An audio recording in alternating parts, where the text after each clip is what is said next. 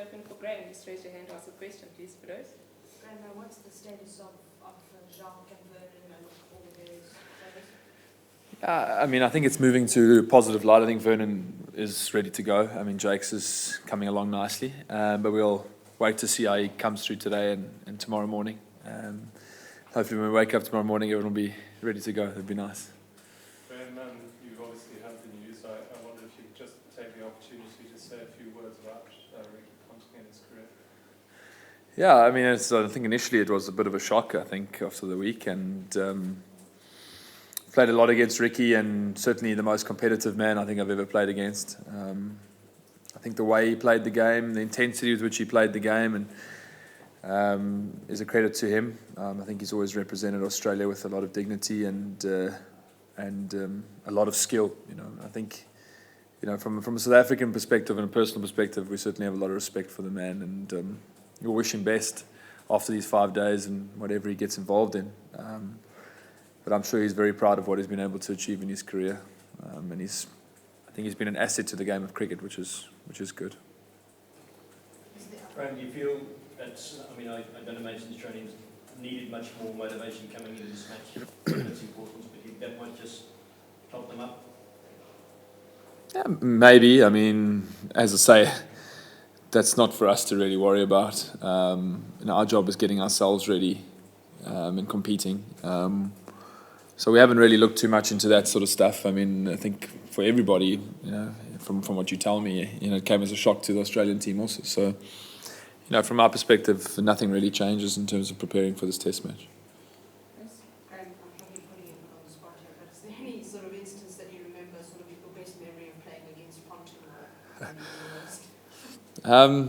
Yeah, no, I think Ricky initially taught us a few lessons. You know, he was a world-class batter, you know, and often took the game away from us, and certainly did that on a few occasions. I mean, obviously, of late, we've been able to get a little bit of our own back, but you know, I think my early memories were of him, you know, as I say, really competitive and never really ever giving an inch as a player, you know.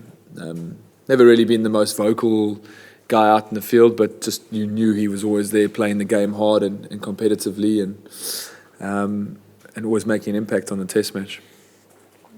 Graeme, have you had a chance to look at the wicket? Any role for spin here in Perth? Yeah, I don't know. I mean, I think there are some good hot days forecast through the Test match. You know, it has got a little bit of grass on now. How much role that's going to play, I don't know. But I think that we would go with a spinner, yes.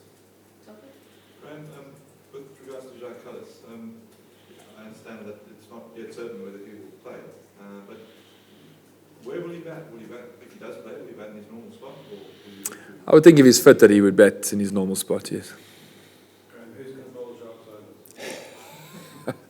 I've been bowling a little bit of medium pace in the last few days in the hotel, man. We obviously need to look at the balance of our team and decide on that initially. I think that is something we want to win this Test match, and you know, you've got to have the bowlers and the armoury to do that. You know, that is our big test, to take 20 wickets in the next 5 days to win this Test match. So we want to give ourselves the best opportunity to do that. Graeme, a bit of a two-parter. Does that mean that Kallis will be able to field for the entire match? And also your thoughts on Sybil and Hilfenhaus being dropped out of the Australian 14? Yeah, well, if Jakes is picked, he'll have to, because we're not going to get any substitutes for him. So we don't intend on playing the game with 10 men. We've already done that twice in this series. Yeah, I know, but I mean, we won't take the decision lightly. If he's not fit, then we'll look to someone else to play his role in the game. But ideally, we would want to have someone like Jacques Kallis, you know, even if he can bat, is fit to play a role in the game. Yeah, I mean, I've just heard the news now, so I haven't had a chance to digest it, but they've obviously made that decision. It's a whole new attack and a whole new mindset from a batting perspective going into this game. You know, two left-handers now involved in the game, you know, different style of bowler. So as a batting unit, just mentally, we need to make sure that we prepared for that. We will be. And how that, you know, will put pressure on Australia, I don't know. You know, how those guys react into their roles so quickly with so many changes, that might be the interesting thing for them. I'm sure all their guys will be motivated to do well. But how they can string that together as a unit over the 5 days is going to be interesting to see. Graeme, I imagine it's been quite a hard few days for Imran. Just how have you helped him through this period, and might Robbie come into contention? Yeah, I think Robbie's come into contention. I mean, obviously Imran, in his own admittance, hasn't performed that well over the last Test match, and I think his confidence is a little bit low. And I think our job is really just to rebuild that and give him to some direction. Going back to South Africa now. In terms of the role that he's going to play and how he can get back to hopefully performing at his best. So I mean, we all have bad days and tough Test matches, and I guess Imran is a character that want to show that he can bounce back from that. And as a leadership group, you just want to give him the best opportunity and direction to do that. And in terms of the balance of the side, whoever you choose, it looks like you'll be going back to the 6 specialist batsmen that you set up that you had before Boucher's injury. Yeah, ideally, if we need someone to cover Callis's overs, that's something that we need to look at. Top 6 to do a role and bowlers to do theirs. So yeah, that is something we're definitely considering going into this Test match. Just back on Callis, is he any chance at all to bowl? No. Definitely not. No. Okay, just in terms of his value as a batsman, we saw what he did in Adelaide. How much value did he add to the batting lineup from your perspective? Yeah, he's immense. I mean, look, I think he's batting really well at the moment. He's shown that in the series. His experience, his record, speaks for itself. To have him at number 4 for us definitely gives us a lot of batting strength. And the solid nature with what he brings to our top 6 is crucial for us. So we do everything possible to get him fit and mentally to know that he's hungry to play, and he's shown that definitely in the way that he's gone about his rehab and his stuff, and he wants to get on the park and perform. So that's great for us. Do you feel that your bowling attack regained a bit of confidence, from a more almost normal type of effort during that second innings in Adelaide? Because surely you must feel a bit chastened after those, the first innings, in Brisbane and the first innings in Adelaide. Yeah, I mean, I think it's fair to say that we haven't been able to string good enough performances for long enough in this. We've bowled well in patches, but we haven't been able to do it for long enough. I think the wickets have been good, and we haven't stacked up enough together and often enough. I think Australia have attacked us at the right times, which have put us under a little bit of pressure. And I think they certainly will take confidence out of the fact that we were able to create some opportunities. But I think, for us, it's about getting it right now the next 5 days. And we certainly know we've got that capability, and hopefully it'll all click for us over the next 5 days. Graeme, one of the key pillars of success was consistency in selection, and you've forced perhaps to change that a little bit because of injury. How much has that affected the ability to win and compete as you like to?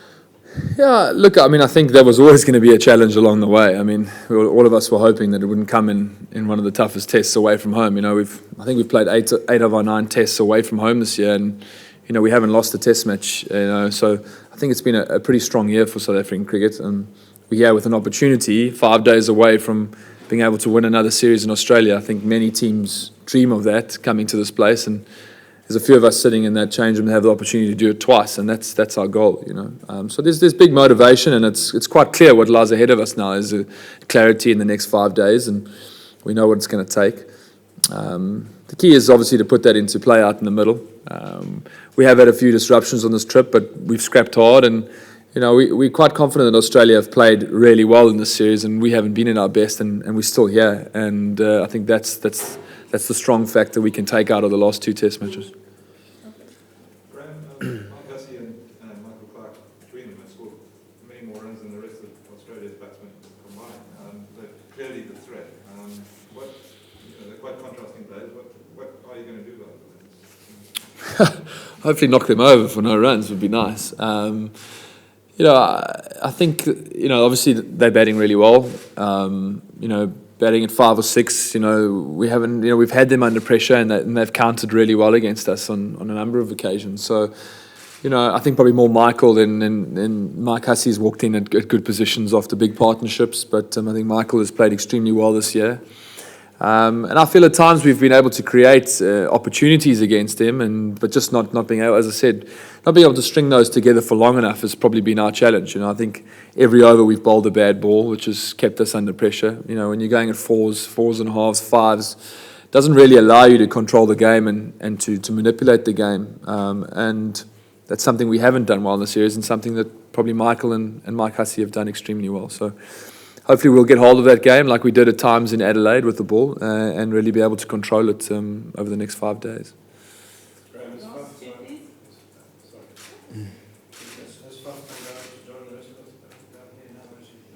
It can be a distraction, can't it, when somebody does something that big?